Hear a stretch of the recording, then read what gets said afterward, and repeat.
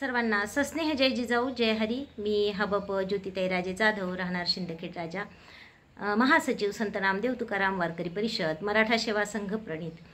आपण पाहतो की नेहमीच कथाकार, प्रवचनकार जे आहेत, कीर्तनकार हे वादग्रस्त वक्तव्य करतात आणि त्याचे समाजावर विपरीत असे परिणाम होतात, त्याचे पडसाद समाजामध्ये उमटताना आपल्याला दिसतात।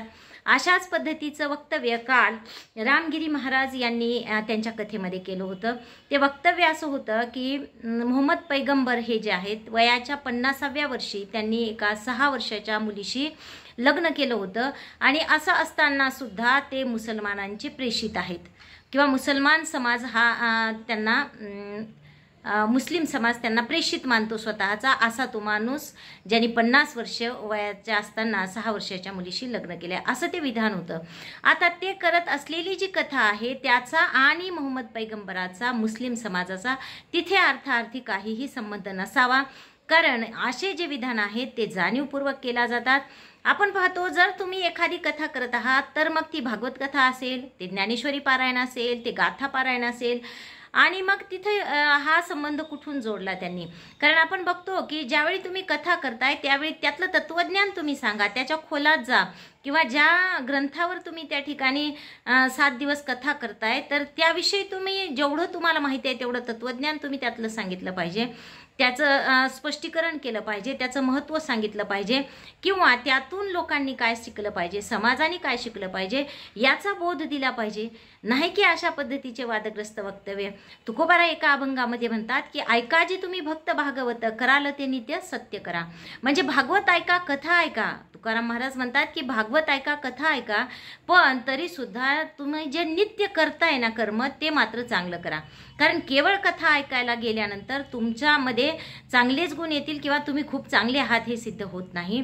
आणि अशा पद्धतीने ज्या ठिकाणी कथा असतात, आजकाल आपण पाहतो की हजारोच्या संख्येने महिला पुरुष त्या ठिकाणी एकत्र येतात, अशा जमावासमोर तुम्ही काहीतरी असे जाणीवपूर्वक अशा पद्धतीचे वक्तव्य करता, हे अत्यंत चुकीचं आहे। याच्यावर शासनाने सुद्धा कारवाई केली पाहिजे। कारण मागे आपण पाहिलं की तो जो धीरेंद्र शास्त्री आहे, 26 वर्षाचा पोरगा आहे आणि तो जगद्गुरू संत तुकोबारायांवर त्यांनी उलटसुलट बोलला, तो तरी त्याच्यावर कुठलीच कार्यवाही झालेली नाही, तो आजही बिंदास फिरतो महाराष्ट्रामध्ये। मग जगद्गुरू ज्यांना आपण म्हणतो, जगद्गुरू संत तुकोबाराय ज्यांनी जगाला तत्वज्ञान दिलेलं आहे, गाथा दिलेला आहे, आणि अशा व्यक्तीवर स्वतः तो धीरेंद्र शास्त्री टीका करतो, हे कितपत योग्य आहे? आणि आपलं शासन त्या व्यक्तीला, त्या माणसाला या ठिकाणी संरक्षण देतं, प्रोटेक्शन देतं, ही अतिशय खेदाची बाब आहे।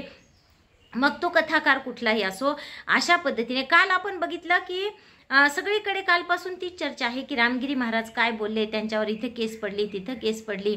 कारण शासनाचा रोल मी यामध्ये सांगते तुम्हाला की अशा पद्धतीने जमाव एकत्र आले, वादग्रस्त, साहजिक आहे, मुस्लिम समाजाच्या भावना दुखावणं यातून साहजिकच आहे। आणि अशा पद्धतीचं वक्तव्य केल्यानंतर मग समाजामध्ये प्रक्षोभ आपल्याला दिसून येतो आणि सगळीकडे कालपासून त्याच बातम्या आहेत। आणि हे चालू असताना आपण सुद्धा तेच बघतोय कालपासून, पण हळूच कडून 4100 म्हणजे 4100 रुपये असलेलं सोयाबीन आज 3800 रुपयावर आलेलं आहे, म्हणजे 3800 रुपयांवर आलेलं आहे। म्हणजे असं काहीतरी असे मुद्दे, असे काहीतरी प्रकरणं ते जेव्हा घडतील तेव्हा शासन स्वतःचा स्वार्थ साधून घेतो। आपण सगळे इकडं गुंग आहोत, एका विशिष्ट मुद्द्यावर समाजाचं किंवा सगळ्या महाराष्ट्राचं लक्ष जेव्हा इकडे केंद्रित होतं तेव्हा हळूच कोणी इकडे काहीतरी बदल करून घ्यायचा। आणि मित्रांनो, जागरूक राहा, कारण ह्या ज्या काही गोष्टी आहेत त्या मला तरी वाटतं की जाणीवपूर्वक केल्या जातात। आज महाराष्ट्रामध्ये असंख्य समस्या आहेत, महिलाच्या सुरक्षेचा प्रश्न आहे, मराठा आरक्षणाचा प्रश्न आहे, सोयाबीनला भाव नाही, कापसाला भाव नाही, शेतकरी परेशान आहेत, आत्महत्या वाढलेल्या आहेत। असं असताना सगळ्यात जास्त महत्त्व मात्र अशा धार्मिक विषयावर केल्या जाणाऱ्या वादग्रस्त वक्तव्यांना दिलं जातं आणि तेच पुन्हा टीव्हीवर किंवा बातम्यांमध्ये दाखवलं जातं। तर आपण एक जागरूक नागरिक म्हणून या सगळ्या गोष्टींचा योग्य असा पडताळा आपणच करून पाहायला पाहिजे। आपणच काय खरं काय खोटं हे समजून घेतलं पाहिजे, कोण दोषी आहे त्याच्यावर नक्कीच कारवाई झाली पाहिजे, अशी अपेक्षा करूया आणि या ठिकाणी थांबूयात। धन्यवाद।